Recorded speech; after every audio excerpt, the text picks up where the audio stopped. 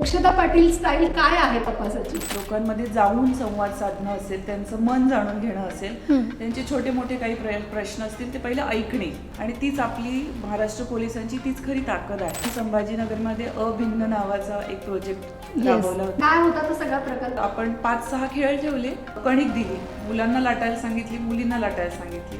So it seems दोघांना पण गोल पोळी लाटता येते किंवा लाटता येत नाही. आपण त्यांना मिक्सरचं भांडं दिलं दुरुस्त करायला, तो इट सीम्स मुली पण करू शकतात ते दुरुस्त. तुम्ही पोलीस सर्व्हिसेसमध्ये आहात, इथे हे जेंडर बायस किती प्रमाणात दिसतं तुम्हाला? तुम्हाला स्वतःला एक महिला अधिकारी म्हणून काय फेस करावं लागलंय? मला जिथे काही गोष्टींचा अंदाज येत नव्हता त्यावेळी समोरच्यांकडून जो प्रतिसाद मिळत गेला, त्याच्यातून तो अंदाज चांगला बांधल्याची मला प्रॅक्टिस होत गेली. When you are on duty you forget that you are a women, you are working as an officer. तिथे तुम्हाला कोणी महिला आहे म्हणून तुम्ही UPSC पास नाही झालेले आहे.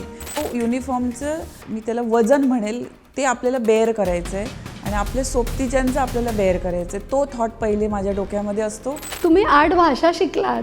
माझे आजी आजोबा अहिराणी बोलायचे, सो तो एक आस्पेक्ट झाला. तुम्ही मराठीमधून शिक्षण घेतलेलं आहे, एक न्यूनगंड असतो नाही म्हटलं तरी. इंग्लिशचं अजिबात काही ते अवडंबर माजवायची गरज नाही आहे. जेव्हा तपास करता तेव्हा गुन्हेगार असेल तर त्याला काही तत्त्वज्ञानाचे डोस पाजले जातात किंवा या फिलॉसॉफीचा काही उपयोग होतो तुमच्या आत्ताच्या या करिअरमध्ये? कुठलाही विषय हा तत्त्वज्ञानाकडेच तुम्हाला घेऊन जातो, ते अल्टिमेट टोक आहे. फिटनेस कसा सांभाळता?